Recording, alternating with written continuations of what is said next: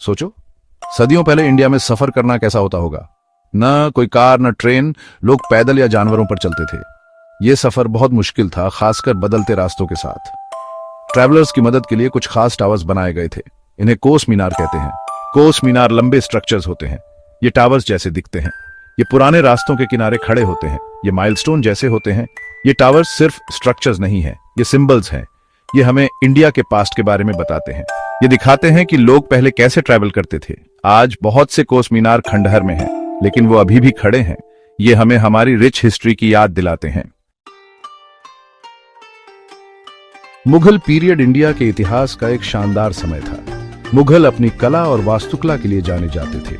उन्होंने कई खूबसूरत मॉन्यूमेंट्स बनाए। कोस मीनार उनमें से एक है। शेर शाह सूरी एक पावरफुल रूलर था। उसने कोस मीनारों का निर्माण शुरू किया। वो रोड्स को इंप्रूव करना चाहता था। वो ट्रैवल को आसान बनाना चाहता था। बाद में महान मुगल सम्राट अकबर ने यह काम जारी रखा। उसने और भी कोस मीनार बनवाए। उसने यह सुनिश्चित किया कि उन्हें रेगुलर डिस्टेंसेस पर रखा जाए। कोस मीनार ईंटों और गारे से बनाए जाते थे। ये मजबूत और स्टर्डी होते थे। इन्हें सदियों तक टिकने के लिए डिजाइन किया गया था। कोस मीनारों का एक बहुत ही इंपॉर्टेंट पर्पस था। उनका इस्तेमाल डिस्टेंस नापने के लिए किया जाता था। 2 कोस मीनारों के बीच की दूरी लगभग 3.2 किलोमीटर होती थी। इस दूरी को कोस कहा जाता था। ट्रैवलर्स आसानी से पता लगा सकते थे कि उन्होंने कितनी दूर ट्रैवल किया है। वे यह भी कैलकुलेट कर सकते थे कि उन्हें और कितना आगे जाना है। इससे उनका सफर आसान हो जाता था।